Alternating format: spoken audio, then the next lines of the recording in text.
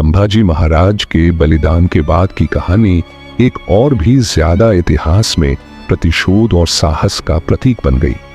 आइए जानते हैं कि इस बलिदान के बाद मराठा साम्राज्य में क्या हुआ। संभाजी महाराज की मृत्यु के बाद मुगलों ने यह सोच लिया था कि अब मराठा साम्राज्य टूट जाएगा, लेकिन ऐसा नहीं हुआ। मराठाओं ने तुरंत राजा राम महाराज को रायगढ़ किले पर छत्रपति घोषित कर दिया। वह संभाजी महाराज के छोटे भाई थे और अब स्वराज्य की बागडोर उनके हाथों में थी। लेकिन मुश्किलें कम नहीं थीं। औरंगजेब ने रायगढ़ किले पर हमला कर दिया।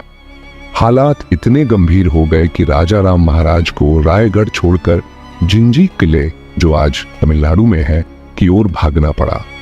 यह एक रणनीतिक कदम था ताकि मराठा साम्राज्य को बचाया जा सके। अब मराठाओं ने वही रणनीति अपनाई जिसके लिए वे जाने जाते थे, छापा मार युद्ध। मराठा सरदार जैसे संताजी घोरपड़े और धनाजी जाधव ने जंगलों और पहाड़ों में छिपकर मुगलों पर हमले शुरू कर दिए।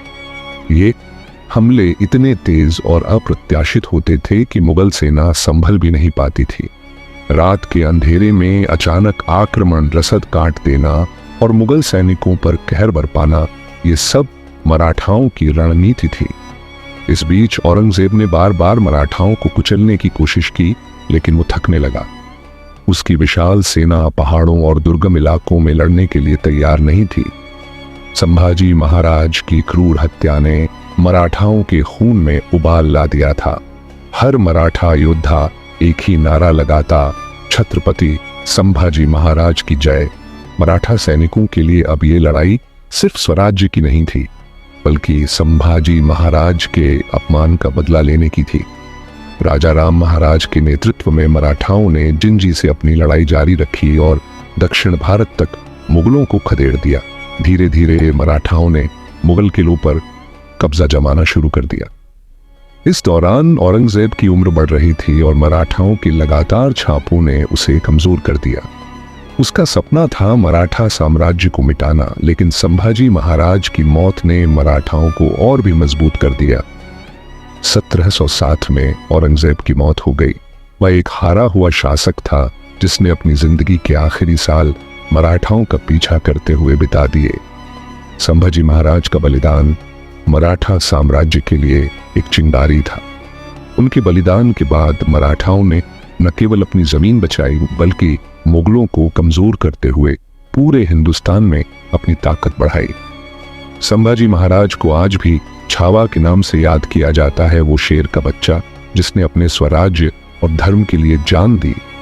भाई, ये कहानी यहाँ खत्म नहीं होती। ये तो सिर्फ शुरुआत थी मराठाओं की असली जीत की। संभाजी महाराज के बलिदान और औरंगजेब की मौत के बाद भी मराठाओं की लड़ाई खत्म नहीं हुई। ये सिर्फ एक साम्राज्य की लड़ाई नहीं थी, ये उस अपमान और क्रूरता का जवाब था जो मुगलों ने संभाजी महाराज के साथ किया था। अब मराठा योद्धा एक ही मकसद के साथ जंग कर रहे थे, स्वराज्य की रक्षा और मुगलों को धूल चटाना। औरंगजेब की मौत के बाद मुगल साम्राज्य कमजोर पड़ गया। उसके बेटों में सत्ता के लिए संघर्ष छिड़ गया। इस स्थिति का मराठाओं ने भरपूर फायदा उठाया। राजा राम महाराज के नेतृत्व में मराठाओं ने उत्तरी भारत की ओर कदम बढ़ाना शुरू कर दिया। मराठाओं ने अपने छापामार युद्ध को और तेज कर दिया। संताजी घोरपड़े और धनाजी जाधव के नेतृत्व में मराठा सेना ने मुगल ठिकानों पर हमला किया और उनकी सप्लाई लाइन काट दी। मराठाओं ने धीरे धीरे मुगलों के महत्वपूर्ण किलों पर कब्जा जमाना शुरू किया। सतारा, ऊना और नासिक जैसे क्षेत्र फिर से मराठाओं के कब्जे में आ गए। राजा राम महाराज ने जिंजी से मराठा सरदारों को लगातार निर्देश दिए और इस बीच वे महाराष्ट्र लौट आए। अब उनका एक ही उद्देश्य था, मराठा साम्राज्य को और मजबूत करना। लेकिन किस्मत ने मराठाओं के लिए एक और कड़ा इम्तिहान रखा था। 700 में राजा राम महाराज का निधन हो गया। यह खबर सुनते ही मराठा खेमे में शोक की लहर दौड़ गई। अब मराठा सेना के सामने सवाल यह था कि कौन इस लड़ाई को आगे ले जाएगा। लेकिन मराठा साम्राज्य ने फिर भी हार नहीं मानी। राजा राम महाराज की पत्नी ताराबाई ने कमान संभाली और अपने नाबालिग बेटे शिवाजी द्वितीय को छत्रपति घोषित कर दिया। ताराबाई ने अपने साहस और रणनीति से मराठाओं को एकजुट रखा और युद्ध को और भी आक्रामक बना दिया। ताराबाई ने औरंगजेब की मौत के बाद मुगलों की कमजोर हालत का फायदा उठाया। उनकी अगुवाई में मराठाओं ने मुगलों के किलों पर ताबड़तोड़ हमले किए। मराठाओं ने उत्तर भारत में अपनी पकड़ मजबूत करनी शुरू कर दी। बुंदेलखंड और मालवा जैसे इलाकों में मराठाओं ने मुगलों को धूल चटा दी। मुगलों की राजधानी दिल्ली भी मराठाओं की धमक को महसूस करने लगी। संभाजी महाराज ने जिस स्वराज्य और स्वतंत्रता का सपना देखा था वो अब धीरे धीरे पूरा हो रहा था। उनके बलिदान ने मराठाओं को इस कदर प्रेरित किया कि उन्होंने मुगलों की नींव हिला दी। संभाजी महाराज को आज भी याद किया जाता है क्योंकि उनका बलिदान सिर्फ एक राजा की मौत नहीं थी, वो एक ज्वाला थी जिसने मराठा साम्राज्य को और भी मजबूत किया। भाई, यह कहानी यहीं खत्म नहीं होती। यह तो बस शुरुआत है उस दौर की जब मराठाओं ने भारत की राजनीति को पूरी तरह बदल दिया था।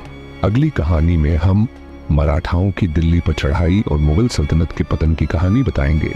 अगर आपको अगला भाग चाहिए तो पार्ट 3 चाहिए, कमेंट करके बताइए।